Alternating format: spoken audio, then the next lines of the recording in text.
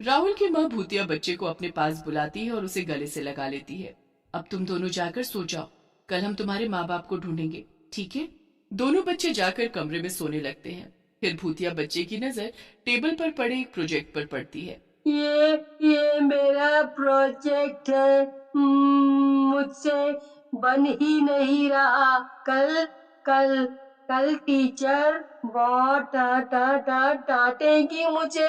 तुम उसे छोड़ो और यहाँ सो जाओ। राहुल सो जाता है, पर भूतिया बच्चा अभी तक नहीं सोया होता। वो उस प्रोजेक्ट के पास जाता है और उसे बनाने लगता है। जब राहुल सुबह उठता है तो उसे अपना प्रोजेक्ट एकदम तैयार मिलता है। राहुल उसे देखकर एकदम दंग रह जाता है। क्या ये तुमने बनाया? माँ माँ जल्दी आओ। देखो ना, रंजो ने क्या कमाल कर दिया। अरे वाह, सच में ये तो तुमने कमाल कर दिया। तुम तो बहुत ही होशियार हो। राहुल तैयार होकर स्कूल चला जाता है और रेंचो घर में माँ के पास रह जाता है। राहुल का प्रोजेक्ट क्लास में सबसे अच्छा होता है। टीचर उसका प्रोजेक्ट देखकर हैरान रह जाती है। क्या ये सच बोल रहा है राहुल? राहुल पूरा प्रोजेक्ट टीचर को समझा देता है और वो भी बिना हकलाए। टीचर और हैरान रह जाती हैं कि आखिर एक दिन में राहुल को क्या हो गया। वो तो बिल्कुल बदल गया। राहुल, तुम अब हकला नहीं रहे, ये कैसे हुआ? खैर, जो भी हुआ अच्छा हुआ। शाबाश, ऐसे ही मेहनत करते जाओ। क्लास में सब बच्चे राहुल की तारीफ कर रहे होते हैं और उसके पास आते हैं। राजन एक कोने में अकेला खड़ा रह जाता है। ज्यादा खुश होने की जरूरत नहीं है, समझा? अगले हफ्ते कबड्डी का मैच है। हिम्मत है ना तो उसमें मुझे हरा कर दिखा। बड़ा आया हीरो बनने। राहुल को उसके दोस्त समझाते हैं कि ये उसने गलती कर दी, पर फिर राहुल उनको बोलता है। अब मुझे पहले जैसे डर ही नहीं लगता। और आज मैम ने जो मुझे पढ़ाया, मुझे पहली बार सब एक बार में समझ आ गया। पता ही नहीं क्या हो रहा है मेरे साथ। बस तुम कुछ गलत मत कर देना। राहुल घर जाता है और जाते ही अपनी माँ और रेंचो को स्कूल की सारी बात बताता है। रेंचो राहुल की बात सुनकर खूब हंसता है। ये तो बहुत अच्छी बात है। सब बहुत खुश होते हैं। अगले हफ्ते राहुल और राजन के बीच कबड्डी मैच होता है। उसमें राहुल की माँ भी जाती है और रेंचो को भी अपने साथ मास्क लगाकर ले जाती है ताकि उसे कोई देख ना पाए। वहाँ दोनों के बीच जबरदस्त मैच होता है। दूर बैठा रेंचो राहुल की पूरी मदद करता है और राहुल मैच जीत जाता है। राहुल पूरे स्कूल का हीरो बन जाता है। अब वो हर चीज में आगे होता है और किसी को कुछ समझ नहीं आ रहा होता कि ये बदलाव राहुल में आया कैसे। राजन को शक होने लगता है और वो रात को राहुल के घर में चुपके से झांकने लगता है। वहां रेंचो को देख उसके होश उड़ जाते हैं।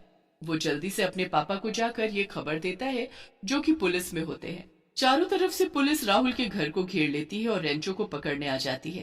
कहाँ है वो चांद से आया हुआ जीव? हमारे हवाले कर दो उसे। यहाँ कोई भी नहीं है, सच बोल रही हूँ मैं। पुलिस अंदर जाकर पूरा घर ढूंढती है तो भूतिया बच्चा एक अलमारी के पीछे छिपा हुआ मिल जाता है। पुलिस उसे फौरन पकड़ लेती है। पुलिस जबरदस्ती रेंचो को ले जाती है और साइंटिस्ट उसे लैब में बंद करके उस पर जांच करने लगते हैं। इधर राहुल और उसकी माँ उसके लिए बहुत परेशान हो रहे होते हैं। माँ माँ उसे हमें बचाना होगा। उसने हमारी कितनी मदद की है।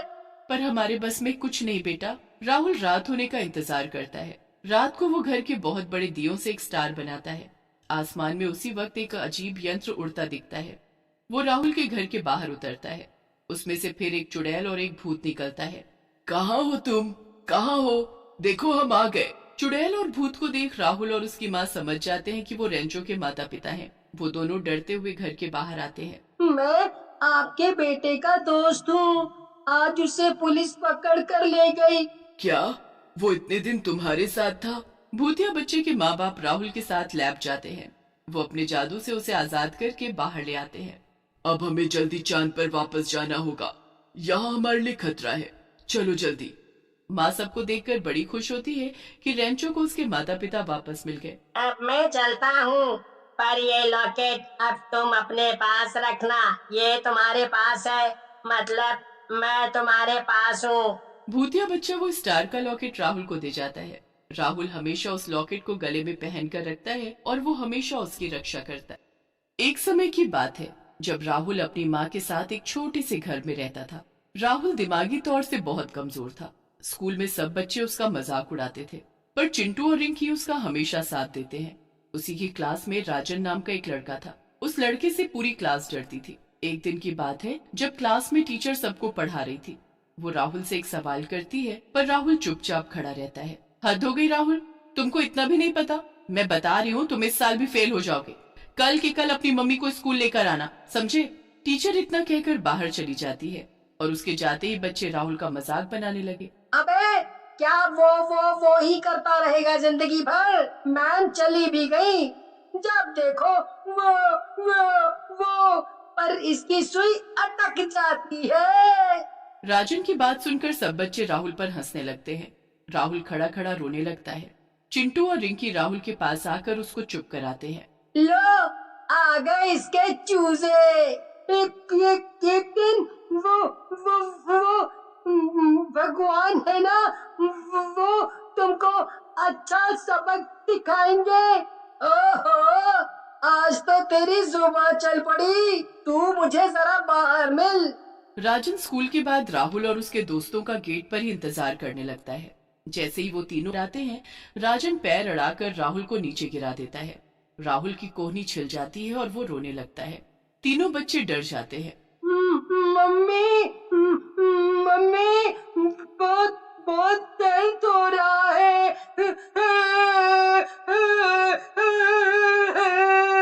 देखा, मुझसे पंगे लेने का नतीजा। अभी हाथ टूटा है, पर कल पैर भी टूट सकते हैं। इसीलिए मेरे सामने आगे से मुंह मत खोलना। और तुम दोनों इसके चूजे, तुम दोनों भी कान खोलकर सुन लो ये बात। वो कभी डरकर अपने घर भी इस बात का जिक्र नहीं करते थे। अगले दिन राहुल की माँ स्कूल जाती है और वहाँ टीचर राहुल की शिकायत करती है। राहुल पढ़ने में बहुत ही नालायक है और खेलकूद में तो सबसे पीछे है। इस साल मैं उसे मौका दे रही हूँ, पर अगले साल आपको कोई ना कोई डिसीजन लेना पड़ेगा। राहुल की माँ उदास होकर घर वापस आ जाती है। माँ, मैं तो बहुत बहुत पढ़ता हूँ माँ। वो मैं भूल जाता हूँ। मैं जानती हूँ मेरे बच्चे, मैं क्या करूँ समझ नहीं आता। अब तो भगवान ही कोई चमत्कार कर सकते हैं। उस रात सच में भगवान एक चमत्कार करते हैं। 1 महीने पहले पृथ्वी से भेजा गया चंद्रयान उस रात एक जंगल में वापस आ गिरता है। राहुल भी उस रात बहुत ही उदास होता है। वो घर के बाहर टहल रहा होता है और टहलते टहलते आगे निकल जाता है। उसे अपने सामने एक अजीब सा भूतिया बच्चा दिखता है। राहुल उसे देखकर डर जाता है। राहुल के चिल्लाने की वजह से एक कुत्ता उसके ऊपर आकर चिपक जाता है। भूतिया बच्चे से राहुल की यह हालत नहीं देखी जाती। वो अपना हाथ उठाता है और एक उंगली सामने की तरफ करता है। उस उंगली से तेज रोशनी निकलकर सीधा कुत्ते की आंखों में जाती है। कुत्ता उसी पल राहुल को छोड़ देता है और वहां से भाग जाता है। राहुल उस भूतिया बच्चे को देखकर मुस्कुराता है और उसका हाथ पकड़कर खड़ा हो जाता है। मेरा नाम राहुल है। तुम्हारा नाम क्या है? और तुम कहाँ से आए हो? मैं वहाँ ऊपर चांद से आया हूँ। मेरा कोई नाम नहीं। अच्छा, तुम्हारा कोई नाम नहीं? मैं तुम्हारा नाम रेंचो रख देता हूँ। राहुल और रेंचो। मुझे अपने घर जाना है। तुम्हारा घर तो बहुत दूर है। अभी तुम मेरे साथ चलो। यहाँ तुमको कोई पकड़ लेगा।